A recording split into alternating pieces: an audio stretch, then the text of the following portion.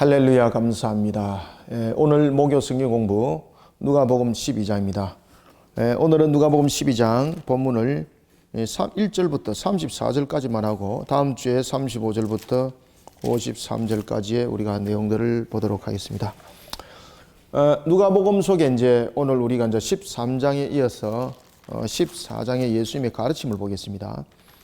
예수님의 이제 계속되는 가르침 속에서 예수님이 그 한 대상을 타겟을 삼습니다. 그것은 누가 하면은 바리새인입니다. 바리새인. 왜 예수님께서 여러분들 바리새인을 타겟으로 삼았을까요? 원래 바리새인들은 우리가 이제 생각하고 있던 것처럼 뭐 어떤 율법적 사고 속에 놓여 있고 이런 부분들이 아닙니다. 원래 이제 바리새인들은 그 이스라엘 백성들이 바벨론의 그 유수 포로된 상태로 있을 때에 이스라엘 백성들을 신앙으로 견인하고 그들을 하나님을 향한 신앙으로 바르게 이끌어가는 측면에서의 매우 순수하고 그 다음에 율법을 지켜나가는 측면에서의 그런 정신을 계속 개통을 이어가는 측면에서 이 바리새인들이 등장했죠. 그죠? 그런데 이제 이런 부분들이 하나의 이제 자신들의 어떤 지도 계층에 대한 모습이 드러나고 이런 부분들이 생기기 시작했던 것은 마카비 사건 이후에 이제 그런 부분들의 일들이 생깁니다.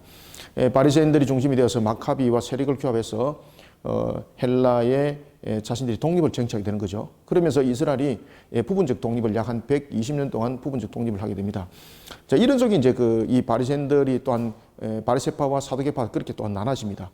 사두개파는 완전 하나의 정치적 개념 속에서 내세 천국을 지향하게 되어 있고, 그리고 그들은 천사론이라든지 그런 천국에 대한 개념들을 가지고 있지 않습니다. 그래서 그들의 천국 개념은 현세에서 잘 사는 것, 그 다음에 높은 자리에 올려 앉는 것, 그리고 이제 그들의 부활은 우리가 생각하는 것처럼 어떤 영육이 죽었던 상태에서 부활하는 것이 아니라 자녀들이 그 대를 이어가는 것, 이것을 그들은 사두개인들은 이제 부활로 여기는 그런 식의 개념들이 계속해서 나눠지기 시작합니다. 자, 이런 가운데에 유대 공회의 중심적 세력이 등장하게 되는데, 특히 이제 유대 공회의 중심적인 세력이 등장할 때 바리새인들과 사두개인들이 그 중심을 이룰 때에 숫자로는 바리새인들이 많았습니다. 그런데 정치적 입지적인 측면에서는 사두개인들이 그 수는 작았지만은 사두개인들이 또한 강하게 됐습니다. 그래서 이 바리새파와 사두개인이 매우 서로 간에 마치 대적 관계들처럼 어르렁거리면서 공회에 유지를 하고 있었던 것이죠. 이런 속에 이 바리새파와 사두개파가 하나를 이루는데, 그 하나를 이루는 것이 바로 무엇으로 하나를 이루는 겁니까? 그렇죠. 예수 그리스도를 죽이는 데 있어서 하나를 이루게 됩니다. 여기다가 무엇까지 함께 들어옵니까? 헤롯 땅까지 함께 들어오게 되는 겁니다. 그렇죠. 말도 안 되는 그런 개념 속에서 하나가 되는 일치적 개념 속에서 그들이 예수님을 공격하게 되는 것이죠. 자, 이런 속에 공회의가 비록 정치적인 측면에서는 사두개인들이 중심적 세력을 가지고 있었지만은 전체적인 그 회원들의 수는 바리새파들이 많았거든요. 그러다 보니 이 공회의에 대해서 하나의 정신적 지주의 역할을 했던 것이 바로 이 바리새인들입니다. 그래서 바리새인들은 가르치고 그리고 또 하나는 이끌어가는 지도적인 측면에서의 이스라엘 사회의 사회적인 측면에서의 중심이 됩니다. 중심이 됩니다. 그런가 하면 이제 사두개파 같은 경우는 말 그대로 정치적 부분에서 하나의 중심적 이렇게 세력으로서 자신들의 모습들을 다 이렇게 취해가는 것을 볼 수가 있습니다. 자, 그래서 이제 오늘 본문에 보면 예수님께서 이런 바리새인들의 잘못된 그런 가르침과 그리고 이 지도에 대해서 일침을 가합니다. 오늘 특히 보면은 본문에 많은 무리들이 모여드는데, 오늘 본문에 보면은 재미있는 단어를 하나 씁니다. 그동안입니다. 그동안에. 자, 그동안에라는 이걸 통해서 예수님께서 누구를 지금 상대로 이 말씀을 전하는지 핵심이 이 속에 있고요. 그 다음에 또 하나는 예수님께서 제자도가 무엇인가 이런 부분들을 계속해서 가르칩니다. 예수님께서 제자도에서 가르칠 때는 단회적으로 끝났지 않았죠. 계속해서 가르침을 주고 있고, 그 다음에 이 바리새인들에 관해서 잘못된 것을 지적하면서 가르칠 때에 예수님께서 무슨 비유를 들고 놓을까요? 그렇죠. 이 바리새인의 비유를 통해서 들고 놓을 때 누룩에 대한 비유를 들고 놓고, 그 다음에 제자도에 대해서 가르칠 때는 섬김과 그리고 나눔과 그리고 하나님의 사역을 감당할 때에 염려와 근심이 아니라 믿음을 가지고 사역을 행하라. 이런 부분들을 예수님께서 오늘 본문 속에서 가르치는 것을 우리가 볼 수 있습니다. 자, 그러면은 우리가 본문을 읽어보면서 오늘 전체적 내용들을 우리가 함께 보도록 하겠습니다. 자, 1절부터 3절까지 먼저 우리가 한번 읽어보고 또 말씀을 드리겠습니다. 자, 한번 읽어봅시다. 시작. 그동안에 무리 수만 명이 모여 서로 밟힐 만큼 되었더니 예수께서 먼저 제자들에게 말씀하여 이르시되 바리새인들이 누룩 곧 외식을 주의하라. 감춘 것이 드러나지 않을 것이 없고 숨긴 것이 알려지지 않을 것이 없나니 이러므로 너희가 어두운 데서 말한 모든 것이 광명한 데서 들리고 너희가 골방에서 귀에 대고 말한 것이 지붕 위에서 전파되리라. 아멘. 자, 아멘. 그동안에라는 이 단어는 어떤 그 의미들을 함축하고 있는가 하면은 지금까지 그동안에라는 것은 예수님께서 바리새인들과 그리고 율법사들에 대해서 비판적 말씀을 굉장히 많이 가르쳤습니다. 그들이 잘못된 점들을 지적하고 있고 율법사들의 그런 잘못된 가르침들 그런 걸 통해서 그런가 하면 또 율법사는 또 예수님께 또 질문했죠. 그런가 하면 또 바리새인들은 또 예수님을 무너뜨리려고 공격을 했죠. 그런 부분들을 예수님께서 다 물리치는 거죠. 그런 부분에서 사람들의 관심사는 뭔가 하면은 그 당시에 이 바리새인들의 가르침과 지도는 사회 중심적인 하나의 정신의 축을 하고 있습니다. 이것이 그들의 유대인들의 정신적 축이었습니다.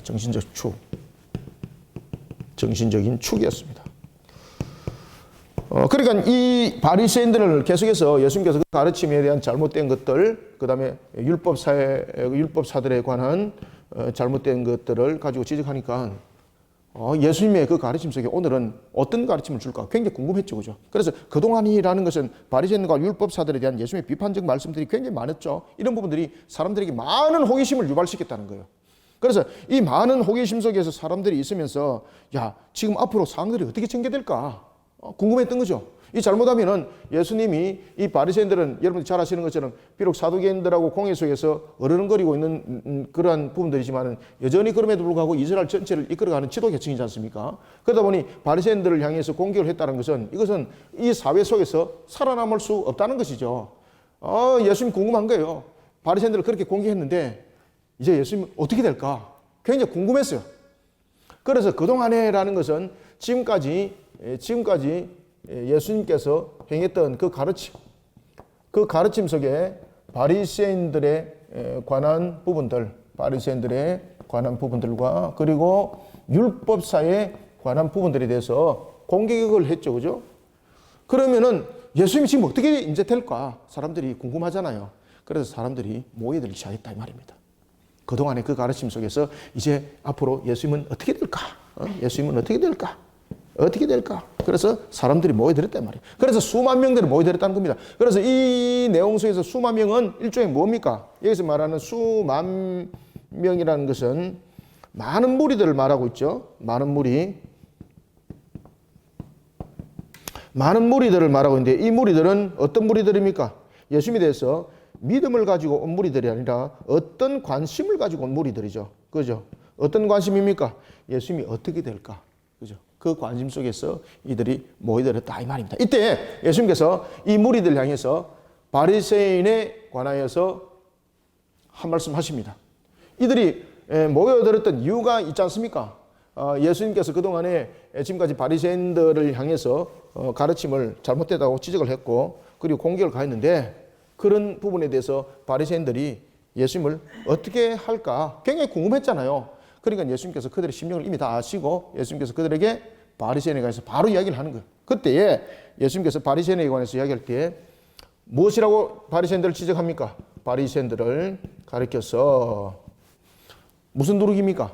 그냥 단순한 누룩이 아니라 누룩인데 곧 외식이라 이렇게 말하고 있죠. 바리새인들을 누룩이라고 말하고 있습니다. 누룩이라 말하고 있고 이것을 외식이라고 말하고 있습니다. 우리가 이제 일반적으로 외식이라는 것은 우리가 그 정상적으로 먹는 것 외에 이제 밖에 나가서 먹는 일종의 새로운 맛 이런 것들이 우리가 이제 외식 속에 있는 거지 않습니까?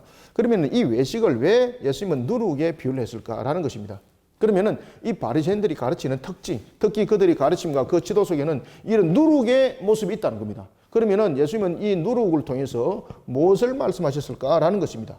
첫째, 바리새인의 가르침 속에서는 첫 번째 누룩을 통해서 부패성이 있다는 겁니다. 누룩을 통해서 부패성. 여러분들, 이 부패성은 무엇입니까? 못 먹는 거지 않습니까? 겉은 화려하지만 속은 먹으면 병나는 것. 바리새인들의 가르침이 바로 그렇다는 겁니다. 장로의 유전들, 안식일법에 관한 장로의 유전들. 그것이 지킬 때는 마치 자신들이 말할 때는 마치 율법을 지키는 그 하나님의 말씀을 지키는 것 같지만은 그 속 알맹이는 사실은 하나님의 말씀을 전부 다 벗어난 것이죠. 그러니까 그런 부패성. 그러니까 이런 부분들의 가르침은 이런 부패성을 가지고 있고, 그 다음에 누룩이라는 부분들을 통해서 예수님께서 그 내용들을 설명했던 것은, 누룩은 어떤 효과를 가지고 있습니까? 누룩은 조그마한 하나가 누룩이 전체적인 말을 전부 다 부패시키는 그 하나의 부패 역할을 하고 있는 거지 않습니까? 그래서 누룩이라는 것에 대해서 그들의 가르침에 대한 파급성을 말하고 있는 거죠. 부패성과 함께 파급성. 그 당시에 유대 사회의 중심적 하나의 정신적 축을 가지고 있기 때문에 그들의 가르침의 하나하나는 매우 파급성 효과가 있습니다. 따라서 바리새인들의 가르침을 통해서는 첫 번째, 그들의 가르침은 누룩이라는 거죠. 왜? 첫 번째, 부패성이 있다는 거죠. 그 가르침은 겉모양은 그럴싸한데 속은 이미 썩었다는 것이죠. 그래서 그 가르침을 먹으면 죽는 거라는 거예요. 그런데 그 매우 파급성이 효과가 있다는 겁니다. 그런데 누룩은 잘 보십시오. 누룩은 어떻게 되는 겁니까? 그 물질과 함께 나중에는 섞여서 누룩은 없어져 버리지 않습니까? 그래서 이 누룩의 특징은 바로 뭔가 하면은 하나의 그 자신을 감춰버리는, 쉽게 발견할 수 없는 하나의 은밀성을 가지고 있습니다. 은밀성. 바리새인들의 가르침이 이렇다는 겁니다. 이런 바리새인의 가르침 속에서 우리는 이들과 함께 마치 맹인이 맹인을 인도하는 것처럼 그런 모습이 됐다는 것이죠. 그런 모습이 됐다는 것이죠. 그래서 누룩 곧 외식을 주의하라. 2절, 감추인 것이 드러나지 않을 것이 없고 숨긴 것이 알려지지 않을 것이 없다. 자, 그들이 지금 엉터리로 가르쳤지만은 이런 부분들이 이제 지금 드러나고 있는 거지 않습니까? 예수님의 가르침을 통해서 이런 부분들이 지금 드러나고 있는 것이거든요. 그래서 여기서 감춘 것이 드러나지 않을 것이 없고 숨긴 것이 알리지 않을 것이 없다라는 것은 그들의 가르침에 대한 부분들의 부패성, 그들의 가르침에 대한 어떤 이러한 하나의 은밀성, 이런 부분들이 결국은 예수님의 그 가르침을 통해서, 그 빛의 말씀을 통해서 드러나지 않을 수 없었다는 거죠. 그래서 이런 말씀을 하시는 거예요. 3절. 이러므로 너희가 어두운 데서 말한 모든 것이 광명한 데서 들리고, 여기서 어둠이라는 것은 무엇입니까? 바리새인들의 철저히 감추었던 그런 위장된 그런 가르침들, 뭐 이런 것들이죠. 그죠? 그래서 그 가르침들이 전부 다 누룩이라는 거예요. 누룩, 부패성, 파급성, 은밀성. 그죠? 그래서 여기서 보면 감추인 것, 그 다음에 숨긴 것, 이런 것들은 어두운 것, 이런 것은 전부 다 무엇과 전부 다 비유되는 겁니까? 바리새인의 가르침과 비유되는 겁니다. 이 부분들이 전부 다 바리새인의 비유. 어두운 데서 말한 것이 광명한 데서 드러나고, 그러면 광명한 데서 드러난다는 것은 무엇입니까? 이 말씀들을 빛으로 예수님께서 오셔서 밝히심이죠. 그러니까 바리새인들이 이제 발끈하는 거지 않습니까? 심지어 여러분들이 잘 아시는 것처럼 바리새인들이 예수님 앞에 누구를 데려왔습니까? 가늠한 한 여인을 데려왔습니다. 가늠한 여인들을 바리새인과 서기관들은 데리고 어디로 가야 되는 겁니까? 공의로 가야 되는 거지 않습니까? 그런데 예수님께 데려왔죠. 왜 데려왔습니까? 예수님께서 이 가늠한 여인을 처리하는 것은 모든 것에 이 딱 발목을 잡게 되어 있는 겁니다. 율법적 측면에서는 이 여인을 분명히 돌로 쳐야 됩니다. 그런데 예수님께서 가르침 속에서는 사랑하라, 용서하라 이런 것들이 있지 않습니까? 그죠? 그런데 이 여인을 돌로 치라 그런다면 너 지금까지 가르쳤던 순 거짓말 아니냐? 이렇게 되는 거예요. 그런가 하면은 돌로 만약에 치지 마라 했다면은 무엇을 어기는 것이 되는 겁니까? 율법을 어기는 것이 되는 거예요. 공의의 법을 어기게 되는 거예요. 유대 사회에 있는 모든 것들을 업어버리게 되는 거예요. 그러면 예수님께서는 또 공의법에도 저촉이 되는 것이죠. 그런데 예수님께서 어떻게 합니까? 땅에 글을 쓰시면서 누구든지 죄 없는 자가 먼저 이 여인을 치라. 그럴 때 두 분이나 그 말씀을 하셨죠? 땅에다 글을 쓰시고 그때 누구까지 그 자리에서 물러납니까? 그들을 이 여인을 데려왔던 바리새인들과 서기관들도 다 물러갔습니다. 예수님께서 땅에서 그들의 양심의 문을 열어버린 거죠. 자신들을 돌아보게 만드는 거죠. 예수님께서는 이와 같이 어둠을 철저히 밝히는 빛으로 오십니다. 아시겠죠? 그죠? 그래서 예수님께서 이렇게 광명한 데서 들리고 너희는 골방에서 귀를 대어 말할 것이 지붕 위에서 전파되리라. 여기서 이제 너희가 골방에서 귀를 대고 말하는 것은 이들은 그 골방에서라는 것은 하나의 이 복음에 대한 부분들, 비밀리 간직해야 될 부분들, 이런 부분들이 이제는 지붕 위에 전파된다라는 것은 하나님을 경배하는 것, 그리고 또한 특별한 사람들이 모이는 장소가 여러분들 그 당시에 유대 사회에서는 지붕 위였거든요. 그리고 이 지붕 위라는 것은 하나의 대중성적인 측면을 내용들을 담고 있는 거예요. 그래서 예수님께서 오셔서 이와 같이 어둠을 밝히고 그리고 광명한 빛을 내어서 이제는 골방에서만이 비밀리에 들을 수 있는 그 내용을 이제는 어디서 다 들을 수 있다. 지붕 위에서 이제 전파되니까, 지붕에서 전파된다는 것은 누가 다 들을 수 있는 겁니까? 온 동네 고을 사람들이 다 들을 수 있는 거지 않습니까? 지금 그 말씀이에요. 따라서 지금까지는 잘못된 가르침 속에서 어둠이 있었고, 그리고 잘못된 가르침 속에서 숨김이 있다면은 이제는 골방에서만 비밀리에 말할 수 있는 것. 이 골방에서만 비밀리에 말할 수 있는 것은 무엇입니까? 바리새인들과 서기관들의 가르침이 아니죠. 바리새인과 서기관들의 가르침이 아니라 바른 가르침이 드러나게 되면은 바리새인들이 가만두지 않는 거지 않습니까? 그래서 그 당시에는 그런 부분들을 골방에서라는 그런 비유를 통해서 말씀을 하시는 거예요. 정말로 진리의 말씀을 가르쳐야 되는데 이 바리새인들이 그 진리의 말씀들을 가르치지 못하겠다. 왜? 자신들의 가르침에 모든 것이 들어오게 만들었다는 거죠. 그래서 사실 이 진리가 빛이 되지 못했다는 것입니다. 그런데 예수님께서 오셔서 빛이 되어서 이 모든 것을 이제 밝혀 나갔다는 거죠. 그래서 골방에서나 말할 수 있는 진리를 이제는 지붕에서 말하는 시대가 왔다는 거죠.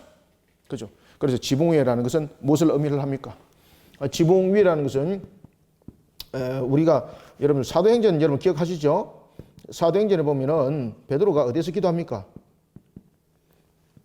베드로가 구두장이 구두 수송공이었던 시몬의 집에 있을 때 그 어디서 기도합니까? 그렇죠. 지붕 위에서 기도합니다. 지붕 위에서. 지붕에서 기도합니다. 그래서 그들이 이 지붕 위라는 것은 여기서 지붕 위라는 것은 기도의 처소. 그 다음에 두 번째 지붕 위라는 것은 드러내어서 모든 사람들에게 알릴 수 있는 공개적 장소. 알리는 공개적 장소. 그죠? 공개적 장소.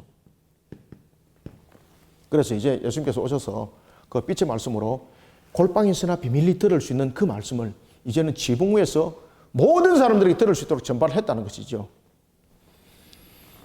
자, 4절. 내가 내 친구 너희에게 말하노니 몸을 죽이고 그 후에는 능히 더 못하는 자를 두려워하지 말라. 자, 여기서 우리가 몸은 죽이되 더는 할 수 없는 것. 여기서 예수님께서 굉장히 중요한 이야기를 하고 있습니다. 그리고 누가가 이 속에서 굉장히 중요한 또한 이야기를 하고 있습니다. 그것은 무엇인가 하면은 영혼과 육체에 관한 내용들을 이 속에 우리 속에 의미적 측면에서 설명을 하고 있습니다. 우리의 몸이라는 것이 있습니다. 우리의 몸이라는 것은 하나의 육체와 그리고 영혼으로 구성되어 있는데 이 육체는 죽일 수 있다는 거죠. 그런데 그 영혼은 죽일 수 없는 자를 두려워하지 말라는 겁니다. 몸도 영혼도 모든 것을 다 가둘 수 있고 그리고 이것을 다 통제할 수 있는 그분을 두려워하라는 겁니다. 그가 누굽니까? 바로 하나님이시죠. 바로 예수님 자신이죠. 그래서 마땅히 두려워할 자를 5절 마땅히 두려워할 자를 내가 너희에게 보이리니 곧 죽인 후에 또한 감옥에 던져 넣는 권세에 있는 그를 두려워해라. 여기서 이제 죽은 후에 지옥에 던져 넣는 거 여기서 이제 잘 보십시오. 자, 육신은 죽습니다. 육신은 죽으면 어디로 갑니까? 흙으로 돌아가지 않습니까? 그러면은 영혼은 어떻게 된다는 거죠? 지금 그 이야기를 하고 있는 겁니다. 이게 영혼은 둘 중에 하나죠. 낙원 또는 어디? 음부. 이것이 이제 부활하여서 심판대에 서기까지는 이 영혼은 낙원과 음부 둘 중에 하나는 이야기입니다. 그러면은 육신은 죽어서 흙에 간다는 거죠. 그러면 육신 상태에서는 두려움이라는 것은 존재하지 않는 것이 않습니까? 그런데 우리가 몸을 형성하는 이 하나의 인격체가 되었을 때에 우리가 육신이 영혼을 떠나버리면은 우리는 인격체라고 말하지 않습니다. 이 둘이 전부 다 합쳐졌을 때 우리는 인격체라고 말하는 것이죠. 만약에 이 영혼과 육체 부분에 대해서 이런 부분들이 또한 별도의 부분이라 말한다면 이건 인격체라고 한 인격체라 말하지 않습니다. 두 인격체라 말하는 겁니다. 우리는 이런 한 인격체로 영혼과 육체를 구성하고 있을 때에 죽음에 이르렀을 때 육체는 흙으로 돌아가지만 영혼은 그대로 살아있죠. 그러면 이 영혼은 어떻게 되는가? 낙원과 음부 둘 중에 한다는 이야기입니다. 그러면은 누구를 두려하라는 이야기입니까? 우리가 어떤 사람이 그 사람을 죽였다. 육신은 죽이지만 영혼은 손 못대죠. 육신 부분에 대해서는 우리가 굉장히 두려워하고 굉장히 그를 굉장히 겁을 내고 두려워하지만은 그보다 더 문제는 육신은 죽어서 흙으로 돌아가지만 남은 영혼, 이 영혼까지 심판하시는 그분을 너희들은 두려워하라. 그분은 누굽니까? 하나님이라는 거죠. 하나님. 그죠? 영혼을 어디에? 이 지옥에는 단을 딱 쓰죠. 그죠? 음부. 음부에 던져 넣는 그 일을 두려워하라. 자, 봅시다. 5절. 마땅히 두려워할 자를 내가 너에게 보이리니 곧 죽인 후에 또한 지옥에 던져 넣는 권세에 있는 그를, 그죠? 낙원과 음부 둘 중에 이제 갈라지게 되는 거죠. 낙원과 음부 둘 중에. 그를 두려워해라. 이런 거죠. 지옥에 던져 넣는 권세에 있는 그를 두려워하라. 내가 참으로 너에게 이르노니 그를 두려워하라. 여기서 그를 누굽니까? 그 하나님이십니다. 하나님. 심판주, 심판의 주가 되시는 하나님. 그 하나님을 우리에게 말씀을 주고 있습니다. 그러면은 우리가 심판주로서 이 땅에 계시는 이분이 그저 심판만 하시는가 아니라는 겁니다. 여기서 이제 허용적 작정이 나옵니다. 허용적 작정.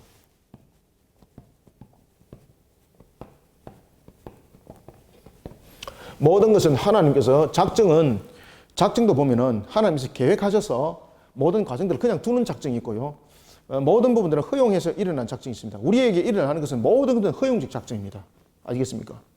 그 다음에 허용적 작정 가운데서도 잠정적으로 허용하는 것이 있습니다. 특히 에베소서 2장 1에 보면은 공중의 권세를 잡은 마귀, 영원한 권세가 아닙니다. 하나님께서 그에게 잠정적 허용적 작정을 허락하신 이유가 무엇입니까? 하나님의 때와 그 다음에 하나님의 백성들을 불러 모으는 측면에서 부정한 것을 사용을 하는 거예요. 우리가 참새가 하늘에서 우리가 날 때가 있고 그리고 떨어질 때가 있습니다. 날 때와 떨어질 때 결정을 누가 한다는 겁니까? 그렇죠. 그냥 날 때가 있고 떨어질 때가 있다라고 이것을 그냥 작정할 수만 있어요.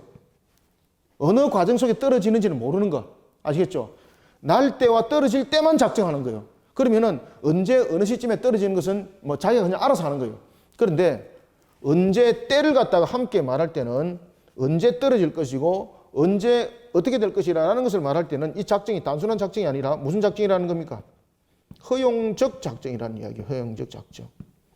그래서 이 허용적 작정 속에는 무엇이 있는가 하면은 하나님의 절대적 주관하심이 있는 겁니다. 여기 신학적 개념들입니다. 이 잘 이해를 하셔야 됩니다. 이런 신학적 개념들. 아시겠죠? 이거는 뭐 학자들만 알고 뭐 목회자만 알고 그런 것이 아니라 일반 성도들도 이런 교리적 측면 다 알으셔야 돼요, 여러분들요. 이단들이 여러분들 교리적 측면들을 말도 안 되는 교리 막 이어가지고 막 만들어내고 있지 않습니까? 그런 부분에서 우리는 성경적 바른 교리를 이 속에서 이해를 하고 바르게 여러분들이 말씀을 깨달으셔야 되는 거예요.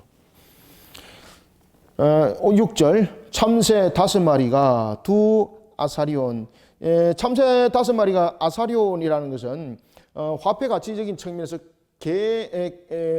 개념적인 측면에서 설명한다면은 가장 싼 겁니다.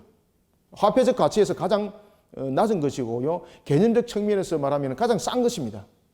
그리고 누구든지 소유할 수 있는 것. 참새는 그렇다는 거죠. 그러면 소유가 그만큼 많다는 이야기, 그만큼 누구든지 소유를 할 수 있다는 것은 보편적으로 많다는 이야기지 않습니까? 그죠?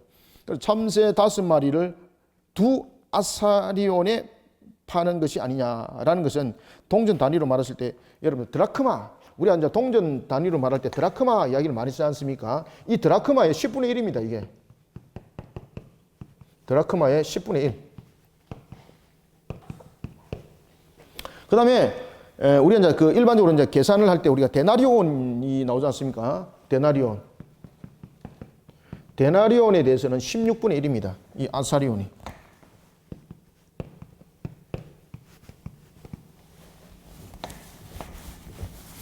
그래서 동전 가치, 화폐 가치 중에서 가장 싼 가치, 그것이 아사리온입니다. 아사리온.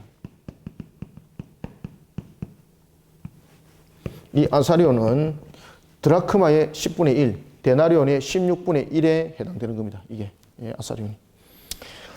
아사리온에 팔리는데 두 아사리온에 팔린다는 거죠. 두 아사리온에 팔리는 것이 아니냐. 그러나 하나님 앞에서는 그 하나도 그렇게 사람들이 눈으로 볼 때에 하찮게 여기는 것조차도 어떻다는 겁니까? 하찮은 것조차도 하나님의 허용적 작정에서 모든 것을 움직인다. 그래서 하나님의 절대적 주권, 모든 것은 하나님의 절대적 주권, 하나님의 주관하심 속에서 모든 것은 날 때와 떨어질 때가 하나님에 의해서 허락되어진다는 겁니다. 그래서 그것을 허용적 작정이라고 말하는 거죠. 이 허용적 작정은 어떤 가치가 있고 없고가 아니라 여러분들 하나님께서 우리에게 달란트를 줄 때도 보면은 5달란트, 2달란트, 1달란트 가진 자에게 그 달란트를 가지고 그 모든 부분들을 이루어 가실 때에 5달란트는 5달란트를 더 보태어, 그리고 2달란트는 2달란트를 더 보태어 왔지만 1달란트는 1달란트를 그냥 땅에 묻었지 않습니까? 그러면서 뭐라고 말했습니까? 어찌 나에게는 이렇게 1달란트만 줘서 뭐를 하라 말입니까? 라고 말합니다. 그런데 여러분 잘 아셔야 될 것은 우리가 하나님으로부터 어떤 달란트적인 재능을 받았든지 어떤 환경적 측면에서 받았을 때는 그것을 그 사람들과 가치적 측면에서 구별이 아닙니다. 여러분 잘 아셔야 됩니다. 이거는 죄악 속에서 구별하는 방법입니다. 죄악 속에서는 5과 2과 하나는 가치적 판단에서 구별입니다. 그런데 하나님의 나라 관점에서는 5과 2과 하나는 조화입니다. 하나님께서 짐승도 만드실 때에 아주 큰 짐승을 만들었지 않습니까? 그런가 하면 아주 작은 짐승을 만들었는데 힘으로 볼 때도 안 되는 거잖아요. 그럼 왜 이렇게 만드느냐 말이에요. 이렇게 만드는 이유가 다 무엇입니까? 조화입니다. 조화. 조화롭게. 그래서 어떤 사람은 5달란트면 5달란트 속에서 충성을 하시고 2달란트는 2달란트 속에서 충성하시고 1달란트는 1달란트 속에서 충성하시는 이런 조화로움입니다. 하나님께서는 그것을 더 많이 줘서 그에게 더 많은 축복을 주고 이게 아닙니다. 이 관계적인 측면에서 우리가 물량적인 측면에 오늘도 그 본문의 내용이 나타납니다. 이 물량적인 측면에서의 많고 작음을 많고 그리고 자금에 대해서 판단하는 것은 이것은 무엇에서 나오는 겁니까? 인간의 죄악 상태에서 나온 겁니다. 이게 인간의 죄악 상태에서. 하나님은 많고 적음이 아닙니다. 하나님은 조화롭게입니다. 조화롭게. 그래서 크고 작고 강하고 약하고 이런 부분들 전부 다 무엇입니까? 조화입니다. 조화롭게. 이렇게 조화를 이뤄서 아름다움이라는 것이 나오는 거예요. 이것이 하나님의 나라의 개념이에요, 이게. 지금 이해되시죠? 그런데 우리는 강한 자는 강하고 약한 자는 약하다는 것은 야국 강식적 측면에서 우리는 그것을 바라보지 않습니까? 이건 전부 다 죄악 상태에서 나온 겁니다, 이게. 죄악 상태에서 나온 겁니다. 참고입니다. 그래서 하찮은 것조차도 하나님의 허락함이 없이는 떨어지지 않는다는 것은 하찮은 것조차도 하나님이 아끼시구나 이게 아닙니다. 참새도 만드는 것이 뭡니까? 조화입니다. 조화롭게. 하나님께서 모든 창조물을 조화롭게 만드심이에요. 조화롭게 만드심에 대해서 모든 것을 하나님이 주관하신다는 거예요. 그러니까 조화롭게 만들었는데 참새가 그냥 어느 날 갑자기 사라져버렸다. 그러면 하나님께서 조화롭게 만드는 그 조화로움이 사라지는 거예요. 이해되시죠? 그래서 작은 것은 작은 것대로 존재해야 되고 큰 것은 큰 것대로 존재할 가치와 이유가 있는 것은 하나님의 조화로움이라는 창조 원리 속에 있는 거예요. 그런데 우리는 인간은 그런 부분들을 가지고 말하지 아니하고 우리는 강하고 무조건 높은 것, 무조건 강하고 뭐 큰 것 이런 것들을 우리는 말하고 있는데 그것은 전부 다 인간의 죄악된 상태에서 나온 겁니다. 조화로움이라는 것을 인지를 하시기 바랍니다. 그래서 이 허용적 작정이라는 걸 통해서는 하나님의 절대적 주권과 함께 모든 만물들은 하나님의 창조 원리 속에 조화로움 속에 창조되었다는 것을 여러분들이 인지하셔야 됩니다. 자, 7절부터 12절 읽고 또 말씀드리겠습니다. 내용이 좀 길어져 버리네. 자, 7절. 너에게는 심지어 머리털까지도 다 세신 바 되었나니 두려워하지 말라. 예? 두려워하지 말라. 모든 것에 대해서 하나님의 조화로움, 하나님의 창조. 너희는 많은 참새보다 더 귀하니라. 여기서 이제 더 귀하다라는 것은 어떤 가치적 부분 아닙니다. 여기서 참새보다 더 귀하다는 것은 하나님의 형상이라는 것을 말하고 있는 거예요. 하나님의 형상. 자, 더 귀하다는 것은 가치적 측면이라는 것들도 볼 수 있겠지만은 인간적 죄악 속에서 나타나는 그런 가치적 물량적 측면에서 여러분 그 내용들이 아닙니다. 여기서 말하는 것은 하나님의 형상을 말하고 있는 겁니다. 자, 여러분들 하나님의 형상은 하나님께서 우리에게 무엇을 줬습니까? 하나님의 피조 세계를 하나님의 피조 세계를 다스릴 수 있도록 그 권세를 줬죠. 그것이 바로 왕과 그리고 선지자와 제사장의 직분들이죠. 이 왕과 선지자와 제사장의 직분은 누리는 것이 아니라 바로 섬김이죠. 섬김. 자, 그래서 참새보다 귀하다라는 것은 피조 세계를 다스리는 권세자로서의 하나님의 형상, 그죠? 하나님의 형상. 우리의 모양대로, 우리의 형상대로라는 것에 대해서 창조되어진 인간의 모습을 지금 이야기를 하고 있는 겁니다. 하나님께서 창조하신 것은 어떤 것이 가치 있고 어떤 것이 가치 없고 이게 아닙니다. 참새보다 더 귀하다라는 것은 하나님의 형상으로서 피조 세계를 다스리는 권세자로서 사람은 창조되어졌다는 겁니다. 그것을 설명하는 거죠.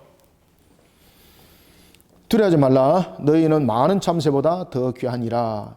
내가 또한 너희에게 말하노니 누구든지 사람 앞에서 나를 시인하면 인자도 하나님의 사자들 앞에서 그를 시인할 것이요. 누구든지 사람 앞에서 나를 시인하면 이것은 정인이고 정언입니다. 정인이고 정언이죠. 시인한다는 것은 정인이죠. 그리고 시인한다는 것은 정언이죠. 정인과 정인되기를 누구의? 하나님의 진리에 정인과 그리고 정언하기를 두려워하지 말라. 왜? 너희들은 하나님의 형상이지 않느냐. 그리고 어떤 관계 속에서도 내가 모든 것을 절대 주관하시는 하나님으로서 허용적 작정 속에서 있는 내가 모든 것을 지금도 주관하는 내가 너희들이 나의 정인이 되었을 때에 너희들이 어떤 상황 속에서도 무너짐을 당하지 않도록 내가 도울 것이니 그 믿음을 너희들은 먼저 가지는 자가 되어라. 이러면서 이제 제자들과 함께 이제 가르침을 쭉 주게 되는 거죠.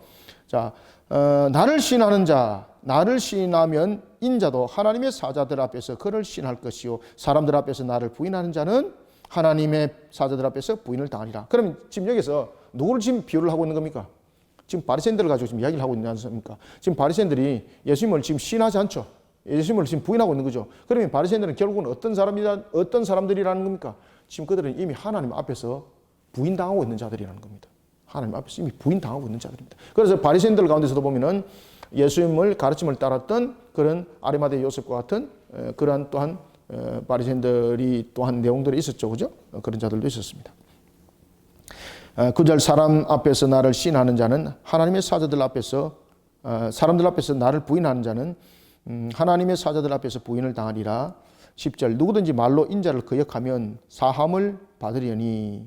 자, 여기서 누구든지 인자를 거역하면이라는 것은 인자를 거역하지만은 사함을 받는다는 것은 인자를 거역했지만은 자신의 잘못을 알고 회개하는 자 하나님께서 그 사함을 죄 사함을 허락하신다는 거죠. 그런데 성령을 모독하는 자는 사함을 받지 못한다는 거죠. 그러면은 성령을 모독한 자는 누굽니까? 하나님을 거역하는 자죠. 그러면 성령을 모독한 자는 결국 누구였습니까? 복음을 거부하는 자들이죠. 그죠? 복음을 회방하는 자들, 이런 자들 용서받지 못한다는 것이죠. 사람이 너희를 회당이나 위정자나 권세 있는 자 앞에 끌고 가거든. 자, 그러면은 이제 사람들한테 그럽니다. 너희들이 진리를 증거하다가 너희들이 이와 같이 회당이나 그리고 또한 공회에 끌려가거들랑 권세 있는 자들에게 끌려가거들랑 무엇을 대답할지 염려하지 마라. 내가 그것조차 주관하고 있다. 그래서 절대 주권자신 하나님을 믿음을 바라보고 나아가라는 것입니다. 누구든지 말로 인자를 거역하면 사함을 받으리니와 성령을 모독하는 자는 사함을 받지 못하리라. 사람이 너희를 회당이나 위정자나 권세 있는 자 앞에 끌고 가거든 어떻게 무엇으로 대답하며 무엇으로 말할까 염려하지 말라. 왜? 마땅히 할 말을 성령께서 그때 너희들에게 가르쳐 입을 열게 할 것이다. 그래서 가르치시리라. 다시 말하면 예수를 부인하지 않고 모든 사람 앞에서 시인하는 자, 오히려 하나님께서 진정하게 그를 세우시고 그리고 그에게 피할 길도 함께 허락하시면 된다는 겁니다. 자, 그러면서 이제 우리에게 기억해야 될 것은 우리가 주님의 정인으로서 정언을 했을 때에 그 일로 인해서 우리의 육신이 죄어버렸네. 우리의 육신이 무너짐을 당합니다. 그죠? 그러면 그 공회와 그 위증자들을 얼마나 두려워하겠습니까? 그리고 그 공회와 그 위증자들의 그 두려움 속에서 내가 그들의 요구사항을 다 받아들이는 거잖아요. 그럼 그들의 요구사항을 다 받아들여서 네 육신이 만약에 살았다 그러면 육신은 언젠가는 또 죽지 않느냐고. 그러면 너 영혼을 지옥불에 던지는 너는 그 심판 기억하지 못하느냐 이 말입니다. 아시겠습니까? 이런 일들이 초대교회 때 엄청나게 이제 일어나는 거죠. 폴리갑에 대한 문제도 마찬가지고, 폴리갑이 이제 순교를 당하기 전에 이그나티우스가 먼저 이제 그 로마 정부에 이끌려가서 순교를 당하는데 그는 사자 우리에 던져져서 사자가 찢어먹어 그냥 뼈도 한 조각 남기지 않고 다 삼켜버렸다라고 그런 야사 속에 이제 실리고 그런 속에 있는 이그나티우스. 그는 자신이 그 몸은 비록 죽지만은 그 몸이 죽음으로써 예수 그리스도 십자가와 하나를 이루게 되고 그리고 그러면서 그는 진정한 하나의 그리스도인이 될 것이고 그리고 내 몸은 비록 찢어 먹힘을 당하지만은 내가 부활할 것이다. 이 믿음 속에 나를 그저 순교당하는 길에 나를 어떤 법적인 조치를 취해서 자꾸 나를 빼내려고 하는데 그래 하지 마라. 내가 정말로 그리스도인답게 죽게 놔둬라. 그것이 나의 참된 길이다. 이그나티우스는 그런 부분들에 대해서 제자들의 이런 가르침에 대한 믿음의 확신을 가진 거죠. 그래서 우리는 믿음의 확신을 가지고 육신을 비록 우리가 복음을 전하다가 육신이 상함을 입을지라도 우리의 육신의 상함은 이 땅에서 잠시지만은 우리의 영원한 또한 상급이 함께 있다는 것, 또한 우리에게는 부활이 있다는 것, 이 확신을 가지고 우리는 항상 담대하시길 바랍니다. 자, 이제 이런 가르침을 주니까 무리 중에 한 사람이 예수님의 가르침이 참 기가 막히지 않습니까? 그러니까 무엇을 말하고 있습니까? 그 당시에는 랍비라든지 이런 하나의 선생들의 가르침이 있습니다.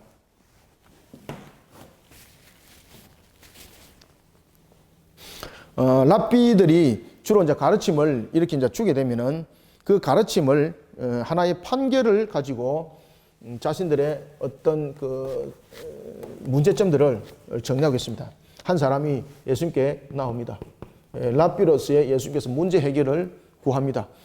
자, 13절. 무리 중에 한 사람이 이르되 선생님, 내 형을 명하여 유산을 나와 나누게 하소서. 자, 여기서 이제 유산을 나누게 하여 주옵소서라고 말할 때에 이 유산의 개념은 자신들이 유대 사회 속에서 유산은 장자와 그리고 차자에 대한 개념들이 있죠.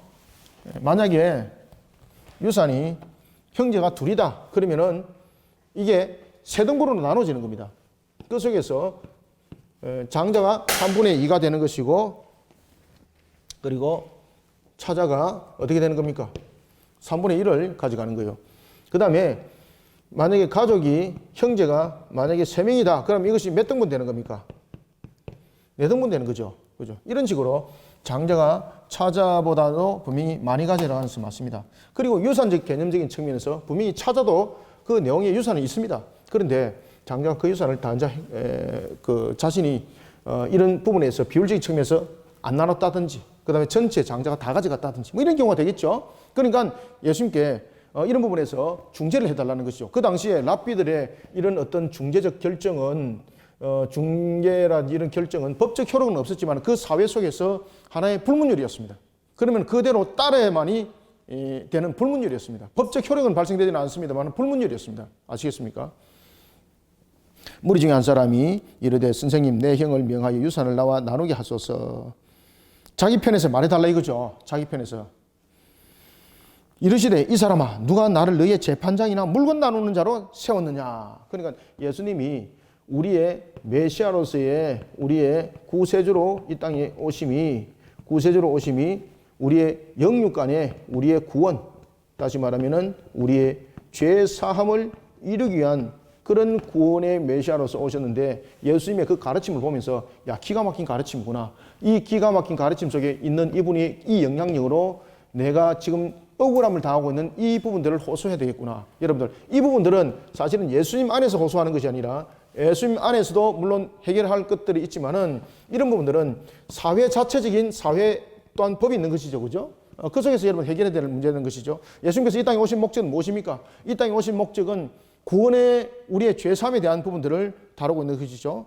어떤 뭐 도덕적인 문제를 해결하기 위해서 물론 이제 그 속에 우리의 죄악 속에서 그 문제들이 다 함께 포함이 되어 있습니다만은 지금 이 접근법에 대해서는 예수님께서 말씀하신 것은 이 사람의 접근법이 지금 잘못된 거죠. 접근법이 예수님께서 그냥 사소한 문제를 해결하기 위한 그런 하나의 측면에서의 모습으로 보는 거죠. 그럴 때 예수님께서는 내가 메시아로서 온 목적을 너는 바로 알고 있느냐 이런 부분에서 접근적 측면이 지금 잘못됐다는 이야기입니다.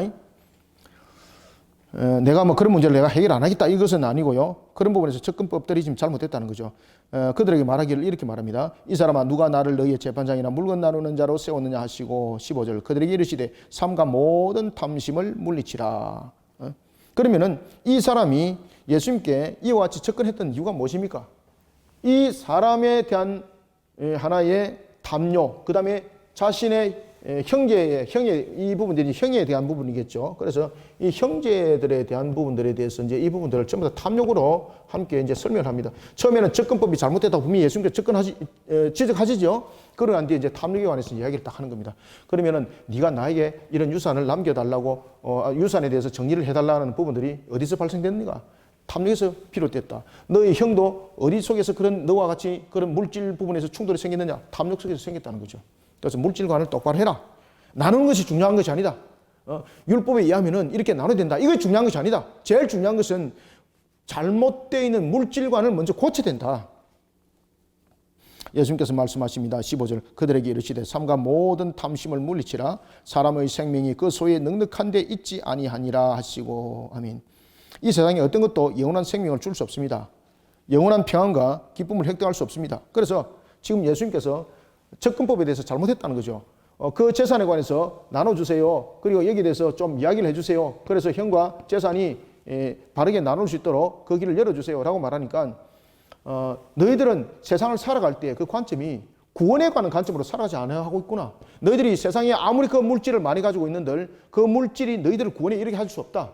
그런가 하면 또한 너희들이 구원에 이르게 할 수 없는 그 물질에 몸이 빠지고 너희들의 모습이 빠진 것은 바로 탐욕 가운데 있기 때문이다. 탐욕 가운데 있기 때문이다. 그러니 제일 중요한 것은 사람의 생명이 더 중요하지 않느냐고. 그러면서 예수님께서 또 비유를 있게 말씀하십니다. 한 부자가 그 밭에 소유를 가졌는데 소유가 풍성해졌다. 17절 심중에 생각합니다. 내 곡식 사둘 곳이 없으니 어찌할꼬. 자, 여기서 곡식이 네 곡식입니다. 여기서 예수님께서 지금 그 예수님 앞에 유산을 좀 형 보고 바로 나눠서 좀 율법에서 말하고 있는 대로 좀 그렇게 나누게 해주세요 라고 말하면서 자기 편 입장에서 지금 해석해 달라는 거죠. 자기 편 입장에서 해석해 달라는 그 부분들은 형도 그렇고 자기도 그렇고 전부 다 모두 다 물질 탐욕 속에 지금 빠져 있는 자들이라는 것이죠. 그러면서 예수님께서 이렇게 말씀하십니다. 물질의 사고함부터 너희들은 둘 다 너희 형제들 다 고쳐라. 누가 몇 프로 가지고 하고 누가 얼마 가지고 이게 중요한 것이 아니다. 먼저 물질의 사고함을 먼저 바로 세우라. 그러면서 예수님께서 뭐라고 말하는가 하면은 내 곡식이라고 말합니다. 내 곡식. 내 곡식을 곡간에 한 부자가 농사를 지었습니다. 농사를 지었는데 그것을 곡간에 가득 엮고 그 다음에 남은 것을 어디 둘 데가 없는 겁니다. 그러면서 말하기를 내 곡식이라고 말하고 있습니다. 여기서 이제 잘못됐다는 거죠. 자신이 땀 흘려서 일했습니다. 그렇지만 그 얻었던 결론과 결실은 내 곡식이 아니라 하나님께서 주신 것이에요. 하나님께서 주신 것. 이 내 곡식이 아니에요. 자, 내 곡식은 분명히 물질에 대한 잘못된 사고관을 설명하고 있고 그 다음에 내 곡간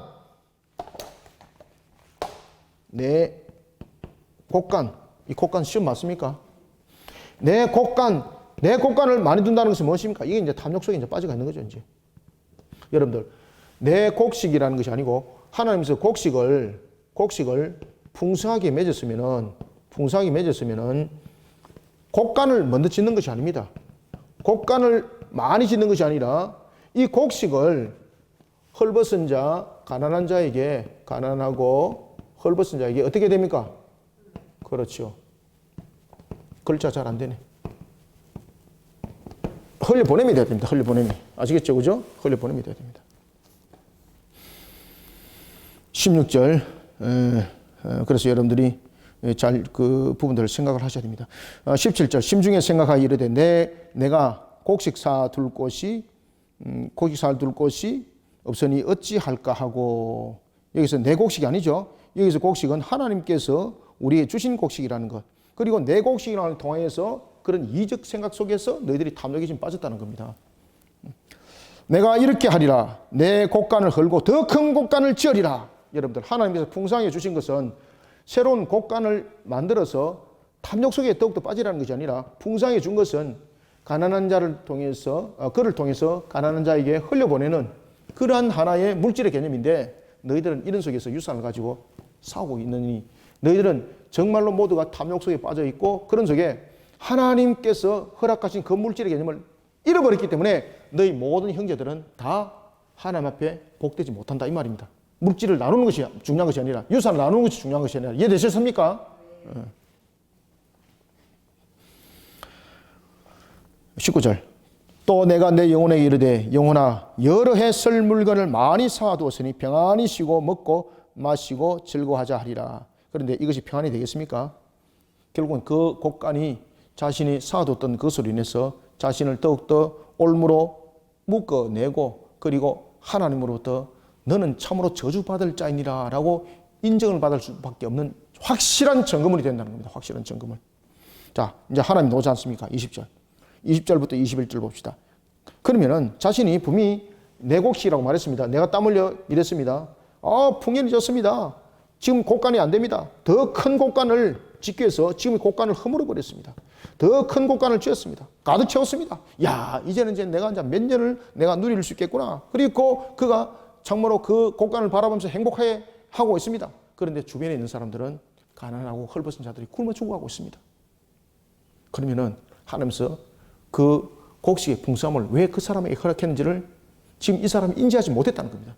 그러면은 그 곡간에 그 곡물로 인해서 그 사람은 하나님으로부터 강력한 심판을 받는다는 이야기죠. 그래서 우리가 이런 하나의 부와 이런 부분들은 자신에게 주어진 하나의 탐욕적인 부분에 대해서 자신이 거두어 놓고 가두어 놓고 이런 대상이 아니에요. 모든 물질들은 하나님께서 허락하심에 있어서 흘려보내는 그런 개념들을 가지고 있어야 되는데 그런 개념을 가지고 있지 못하면서 형제들 간에 물질 때문에 싸우는 거죠. 그리고 모든 형제들이 지금 탐욕 속에 있다는 것을 예수님께서 지금 지적을 딱 하고 있는 겁니다. 처음에는 내가 너희들을 물질을 나누는 재판관으로만 생각하느냐라고 말하면서 잘못된 접근법에 대해서 예수님께서 탁 그냥 그들에게 혼을 내죠. 그죠? 그러면서 왜 너희들이 나에게 이런 지금 접근법을 가지고 지금 왔는가라는 것을 설명하는 거예요. 둘 다 전부 다 모든 형제들이 이런 탐욕 속에 빠져 있다. 왜? 이런 내 곡간이라는 개념을 가지고 있다. 그리고 하나님께 주신 이런 개념을 가지고 있지 못하다.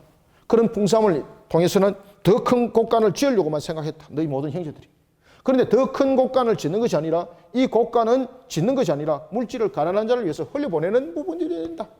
이것을 지금 후미에 다시 설명을 하는 겁니다.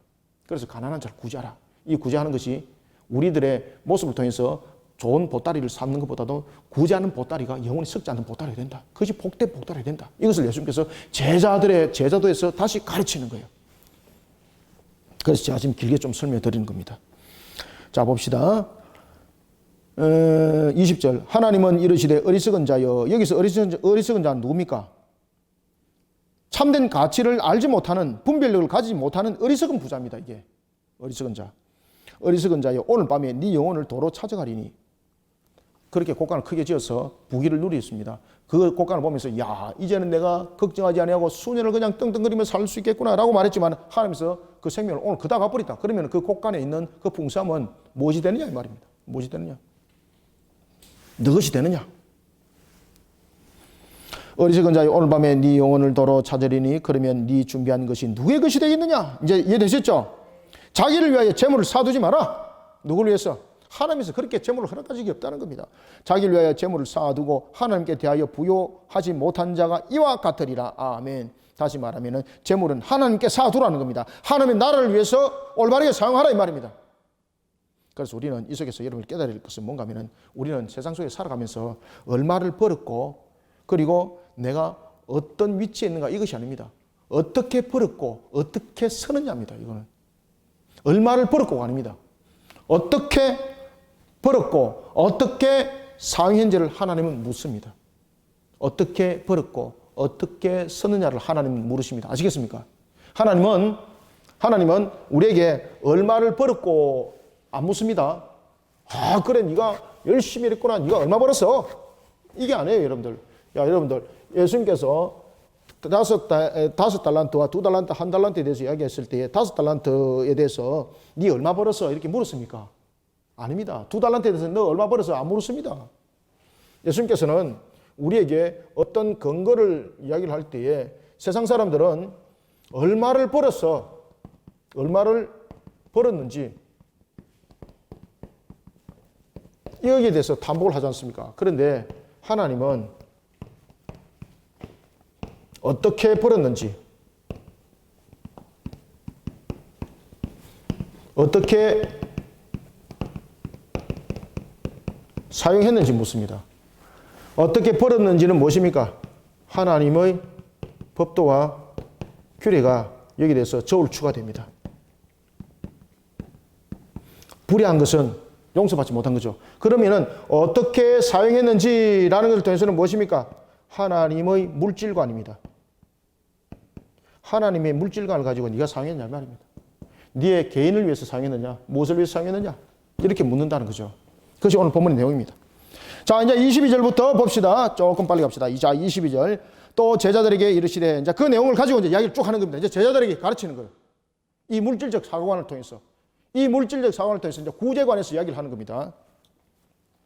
또 제자들에게 이르시되, 그러므로 내가 너희에게 이르노니 너희 목숨을 위하여 무엇을 먹을까? 몸을 위하여 무엇을 입을까? 염려하지 마라. 이것은 22절부터 지금 쭉 내용들을 지금 설명하고 있는 것은 앞에 있었던 부분들에 대해서 우리가 세상에 대해서 물질을 끌어모으고 이럴 때 우리가 세상의 염려 때문에 끌어모으는 거지 않습니까? 그런데 무엇보다 중요한 것은 하나님의 나라를 가지고 너희들은 먼저 우선적으로 기억하고 이것을 그렇게 어떻게 사용할까를 먼저 고민하는 자가 되라는 겁니다. 내가 너희들을 위해서 너희 목숨을 위해서 무엇을 먹을까? 몸을 위해서 무엇을 입을까? 염려하지 마라. 목숨이 음식보다 중하고 몸이 의복보다 중하다. 그런데 세상 사람들은 무엇이 더 중하게 여깁니까? 분명히 사람 생명이 더 중요하다 그래 놔놓고 물질 우선주의죠. 물질 만능주의죠. 목숨이 여러분들 음식보다 중요합니다. 이 목숨은 내 목숨뿐만 아니라 누구의 목숨도 함께 있는 겁니까? 하나님의 형상들의 모습을 이 속에 담고 있습니다.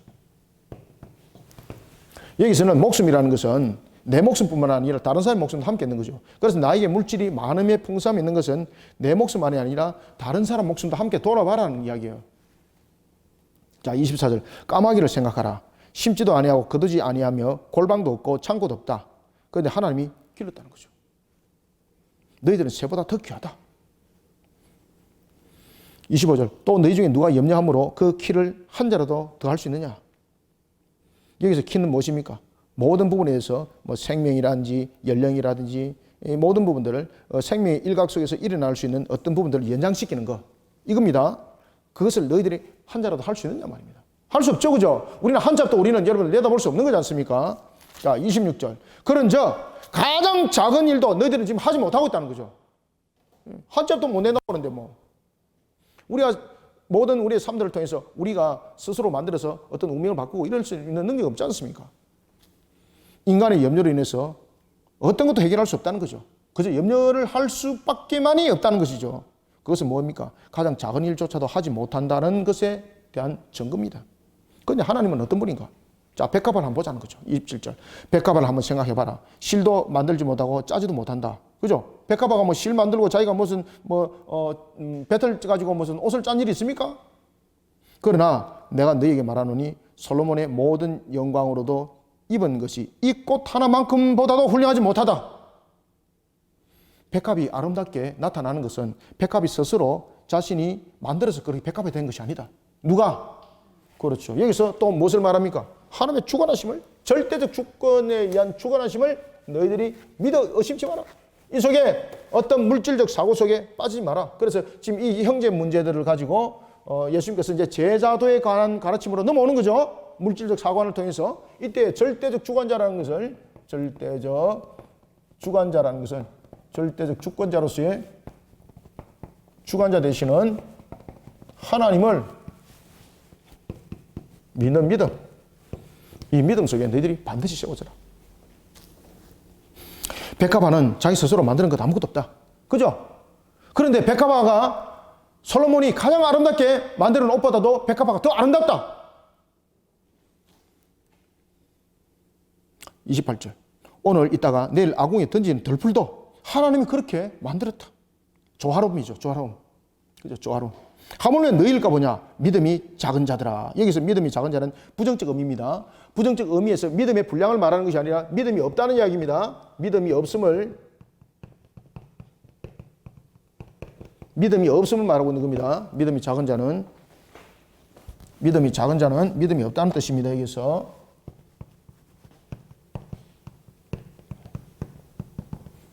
믿음이 작은 자라고 말하는 것은 믿음이 없다 이 말이에요. 믿음이 없다. 믿음이 없다. 29절. 너희는 무엇을 먹을까 무엇을 마실까 구하지 말며 근심하지도 말라. 인위적 측면에서 노력하고 연구하고 열심을 다하는 것 참 중요하다. 그런데 결론은 하나님께서 맺게 하시는 것이니, 그리고 또한 세상적 문제들 속에서 염려가 있고 근심이 있을지라도 그 근심과 염려 속에 또한 헤매지 마라. 항상 하나님의 법도와 규례 속에서 바른 하나의 물질관을 가지고 너희들이 살아가라 이 말이죠. 그럴 때에 너희들의 필요와 모든 부분들을 아버지가 아시지 않느냐. 그러니 29절 너희는 무엇을 먹을까 무엇을 마실까 하여 구하지 말며 라는 것은 세상적인 그 구하지 말라 이 말이 아닙니다. 말 그대로 세상적인 문제에 관한 염려를 하지 말 것은, 그 다음에 세상적인 탐욕 속에 놓이지 말 것은 모든 것을 오늘도 주관하신 하나님을 믿으라는 이야기입니다. 심지어 그 백합화를 만드는 것도 하나님이시고 공중에 있는 새가 떨어지는 것도 허락하고 그리고 허락지 않는 것도 하나님의 모든 주관하심인데 그것을 믿으라는 거예요. 그러니 항상 하나님의 말씀대로 바르게 살아나가는 그런 정로의 길을 너희들은 이 땅의 삶들 속에서 살아가는 것이 더 중요하다는 거죠. 그 다음에 바른 물질관을 가지고 너희들이 그러한 물질을 가지고 사용하는 자들이 또한 되어라. 이 물질이 있어야지 또 2년 3년 뒤에 내가 어떤 부분들을 피할 수가 있을 텐데 이러면서 곡간 만들려고 그러지 마라. 니인데 지금 허락되어진 것은 그 상황적 측면에서 하나님의 은혜를 흘려보내는 역할들로서 사용해라. 하나님이 기뻐하신다. 왜? 그런 물질 사고관 속에서 준 것이기 때문에. 그러니 너희들은 그런 것에 대해서 염려하지 말라. 30절 이 모든 것은 세상 사람들이 구하는 것이다. 여기서 세상 사람들이 구하는 방식은 무엇입니까? 세속적 가치관을 가지고 있는 것을 더욱더 누리기 위해서 가두고 또한 여러 가지 방법을 통해서 자신 것으로 만들어 놓고 그리고 자신의 유익함을 통해서 흘려보내기보다는 더욱더 자신에게 견고하게 붙들어 놓으려고 연구하는 거지 않습니까? 그죠? 세상 사람들에게 그런 헐벗은 자들에게 나눠줌이 어디 있습니까? 그런 속에 세상적 사관을 버리라는 겁니다. 그러니 이 모든 것은 세상 사람들이 구하는 것이다.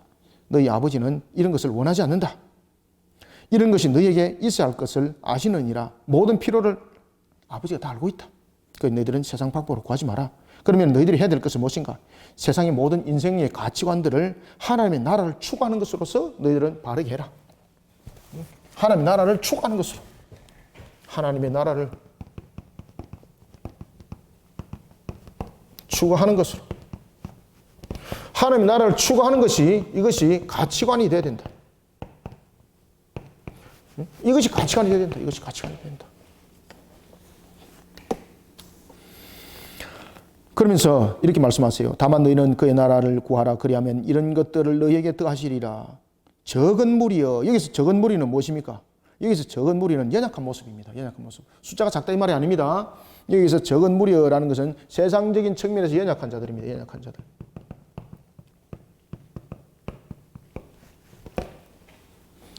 적은 무리여 무서워 말라. 너희 아버지께서 그 나라를 너희에게 주시기를 기뻐하시니라. 매우 연약한 양떼와 같은 자들. 너희 소유를 팔아라. 그러면은 자신이 많고 지금 자금이 아니지 않습니까? 여기에서 너희 소유라는 것은 모든 부분에 대해서 넉넉함을 말하고 있는 것 아닙니다. 너희 소유를 팔아 구제하여 낡아지지 아니하는 배낭을 만들라. 곧 하늘에 둔 바 다함이 없는 보물이니 거기는 도둑도 가까이 하는 일이 없고 좀도 먹는 일이 없느니라. 아멘. 이 말은 무슨 말씀인가 하면은 이 세상에서 재물은 낡아지는 주머니라는 겁니다. 이 세상에서 만들어 놓은 이런 세상의 주머니는 낡은 주머니라는 거죠. 그래서 큰 곡간이라는 것을 만들면 만들수록 그것은 낡은 주머니가 된다는 겁니다. 그러면 안에 다 썩는다는 이야기예요. 세상에서 만들었던 이 큰 곡간 이런 것들이 전부 다 무엇입니까? 낡은 주머니라는 거죠. 그러면은 이 낡은 주머니는 안에 것이 전부 다 함께 썩는 겁니다. 그죠? 함께 썩습니다. 그런데 구제의 보따리를 만들어내는 거죠. 이것은 영원한 복이 된다는 겁니다.